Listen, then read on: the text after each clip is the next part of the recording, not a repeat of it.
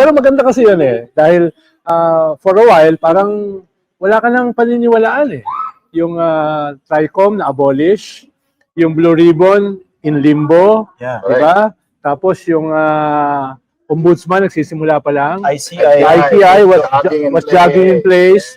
So at least ngayon, parang merong mga positibong mga development. Yung pagbabalik ni Senator Ping Lacson, no? Yung yung pagsabi ng ICI na tuloy lang. Yung pagsabi ng ICI na gagawin ng open and transparent. Piling ako mag-hearings, no? Sana yung sinasabi ng isang ICI member na dapat every week may nilalabas ng ICI. Correct. Diba? Huwag lang hihintayin pa yung 4 weeks bago maglabas ng kanilang output. Yung alam mo yung ginagawa sa high school, yung finish or unfinished. Pass your papers. Ganun. Diba? Ganun, labas ka agad. No? So dare I say it, they need to give updates forthwith. Forthwith. Ganda ng word na yun, no? Pero marami na siyang definition ngayon. Na-redefine na sa vocabulary natin yung lalo na, ngayon ko lang na-discover, ang dami pala mga ahensya ng gobyerno na meron lang pwedeng gawin immediately. Parang Please, yung enlighten us. parang yung ang tawag yata rin political will yes, at saka kundi gumising. Ano natutulog Halimbawa, so you're talking about like, let's say the BIR can look at PCC, yung Philippine Competition Commission. Malinaw sa kanila, may rules sila na ang sa rig bidding, first offense 100 million fee. Wow. Second offense double that. So etc. At yung ghost projects, Double that. Yeah. Second offense, double that.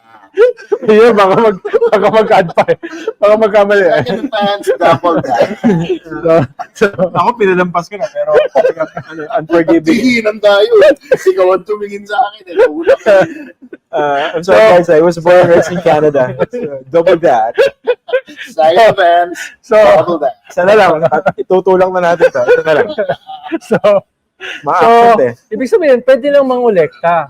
Dahil lahat ng ghost projects are rig bidding. Yes. By its very nature. By their own admission. Yes. Yan. Ikalawa, yung sa customs, yung sinimula lang gawin sa mga diskaya. Lahat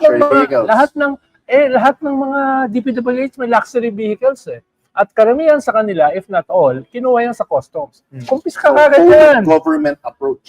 Kumpiska kagad yan. No? Yung BIR. No? Tapos yung mga yung insurance firms na link yung asawa ni Marcoleta. Ano yan? Insurance May bonds yun May bonds yun Alam mo ba? Lahat ng ghost projects, pwede mo lang kolektahin yung bonds. Iba pa yung substandard. Immediate yun Government approach. That's immediate. Hindi mo na kinakailangan mahabang proseso. Sino kailangan magkumpas? Well, yung ombudsman, yung ICI, no? Executive Secretary. Kumbaga, get everybody in a room and say, what can you do? What can you do? What can you do? Mukhang sinubukan nilang gawin yan last week. No? Sino nag-gather? Oo.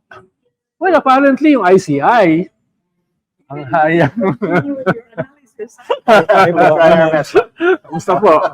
So apparently, I'm not too sure. Mukhang yung ICI naman ang gumawa niya. No?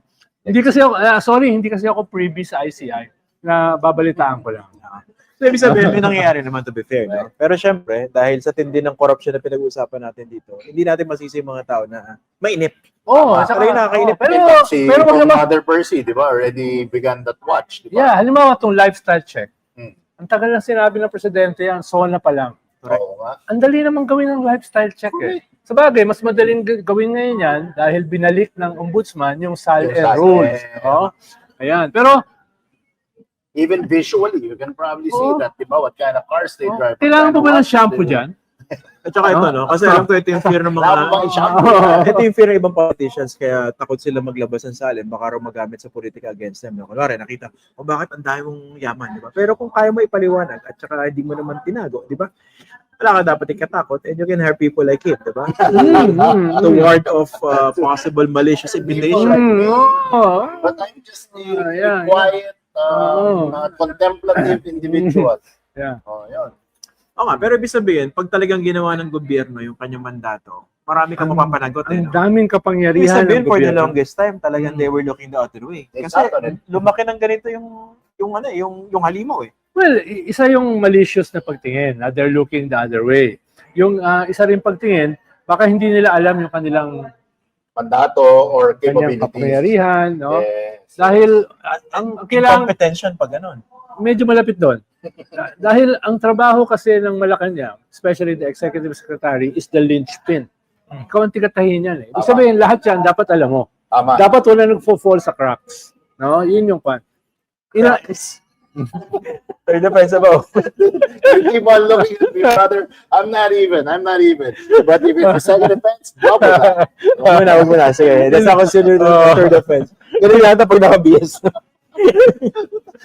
Lumalabas sila. Hindi pa eloquence. Nagro-roll yung tongue eh. Eloquence is astounding. Parang in a perfect world.